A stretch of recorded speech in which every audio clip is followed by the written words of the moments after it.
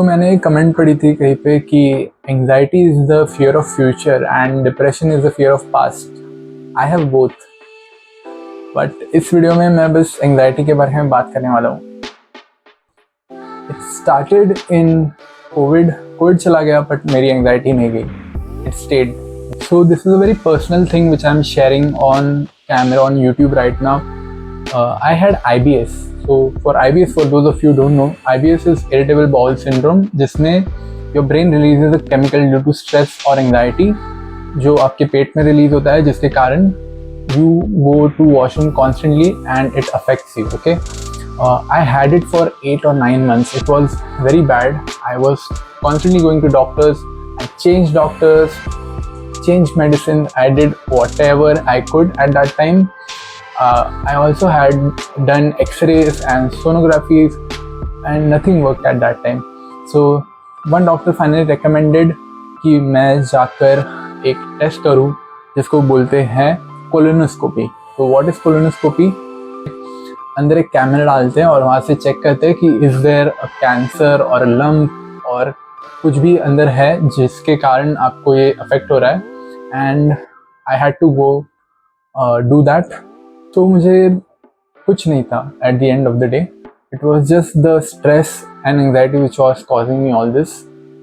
I also had issues sleeping. मुझे रात को नींद नहीं आती थी, और अगर आई भी तो उसमें मुझे यही स्ट्रेस और एंग्जाइटी वाले सपने आते थे। And also one thing which I faced recently was कि जब मैं सुबह उठता था ना, तो वो जो टाइम होता है ना जब आप उठते हो and you go to shower, जो पहला 1 घंटा होता है ना, that was not the best 1 hour for me. उसमें भी मेरा मूड बहुत ही ख़राब रहता था और मैं काफ़ी स्ट्रेस रहता था, और मुझे ऐसा लगता था यार वाई अभी क्यों उठ गया मैं यार, और वही डील करना है वापस से सब कुछ। तो that was again one struggle I had recently. तो इन दिस वीडियो मैं ये नहीं बताने वाला कि how I suffered through anxiety and stress. मैं इसमें चीज़ें बताने वाला हूँ, things which have help me and I think which will help you guys as well if you are dealing with it. So number 1 is write your thoughts down.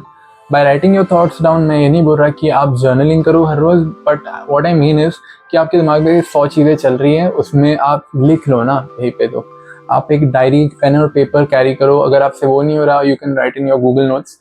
इससे क्या होगा, आपका ब्रेन जो बहुत सारी चीज़ें सोच रहा है ना, आपका दिमाग ज़रा हल्का हो जाएगा। So the point number 2 is be present somewhere. Okay, what do I mean by be present somewhere? First of all, if you are a college going person, go to college. Okay, if you are not going to college, at least go somewhere else, go to your coaching class or join a gym. Be present somewhere. If you are a job, if you go to job, आप job जाओ रोज।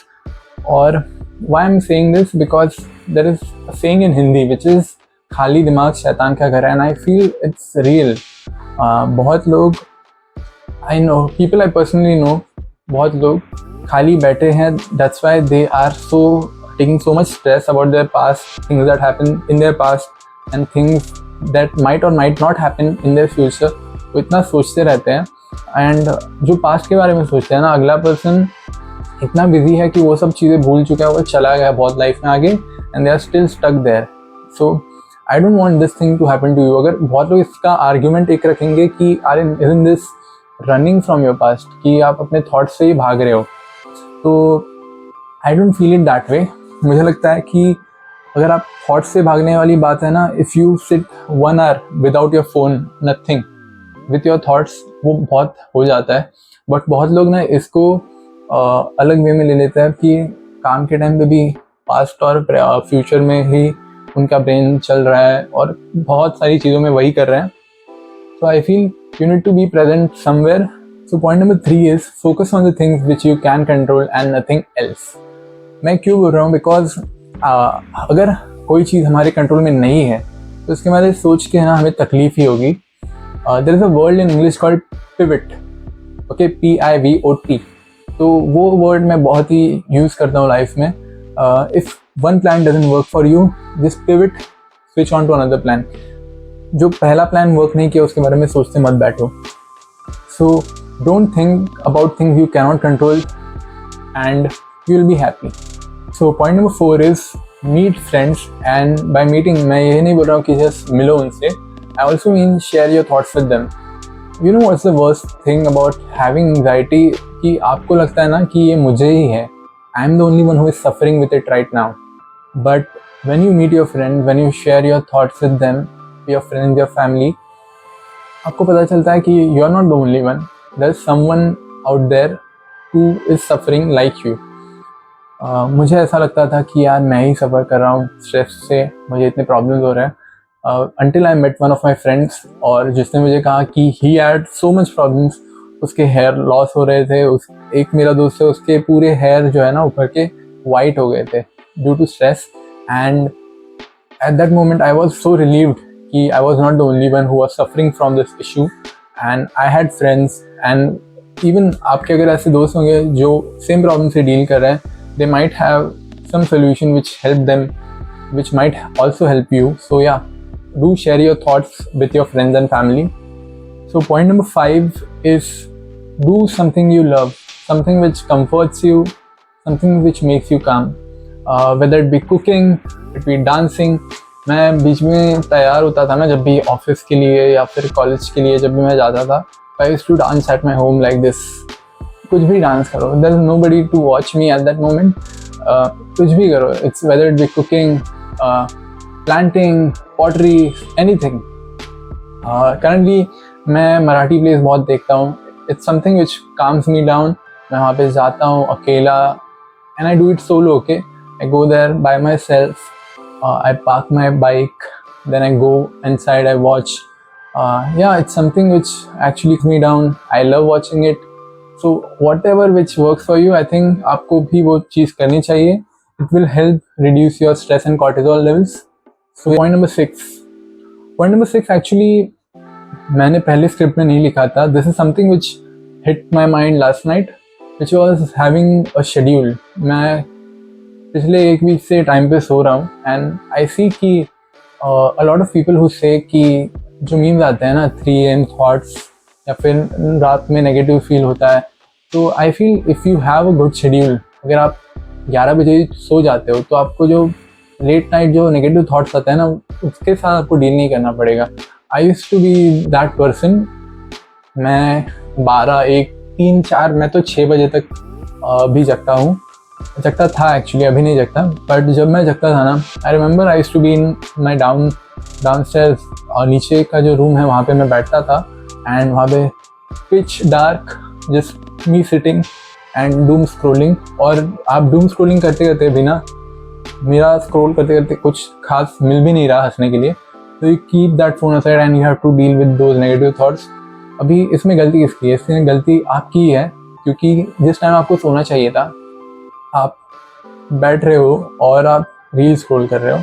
There is not even a purpose. अगर आप कोई काम कर रहे हो office का या वॉचिंग मूवी भी एक टाइम ठीक है, बट इस टाइम पे you are just doom scrolling. So I feel at that moment तो नेगेटिव थॉट्स आएंगे. तो I feel you should try fixing your schedule first, and it actually help me. अच्छी स्लीप होना भी आपका स्ट्रेस लेवल बहुत depend और define करती है. So I feel you should try sleeping on time, waking up on time. So point number 7 is you should go to a doctor, and by doctor I mean a psychiatrist. And why I'm saying this, बहुत लोग इससे disagree करेंगे, but it's something I feel कि आपको ना mental health को seriously लेना चाहिए. अगर आपको बहुत इश्यूज हो रहे हैं तो ये सब जो मैंने टिप्स कही ना, ये तो सेकेंडरी हो जाती है. अगर आप बहुत आपके इश्यूज है, शायद ये चीज़ें मैंने बताई वो सॉल्व ना करें, तो you should go and seek and consult a doctor. बहुत लोग इसमें शेम लेते हैं कि अरे मैं पागल थोड़ी हूँ कि मैं ऐसे डॉक्टर के पास जाऊँगा, and I feel which is wrong. क्यों मैं बोल रहा हूँ? जैसे आपको सर्दी होती है, आपको खांसी होती है, if you get a fever you go to a doctor for those thing. ये भी सेम वैसा ही है.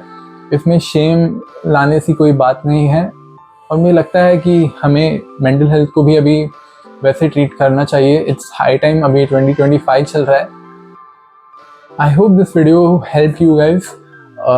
The point of making this video, I don't know कि कितने लोग देखेंगे और क्या लोगों का रिस्पॉन्स रहेगा, but if this video helped even one person positively, that would have been that would be the win for me for this video.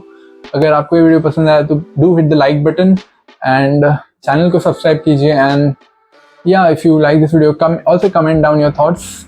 That's it for this video. Bye guys.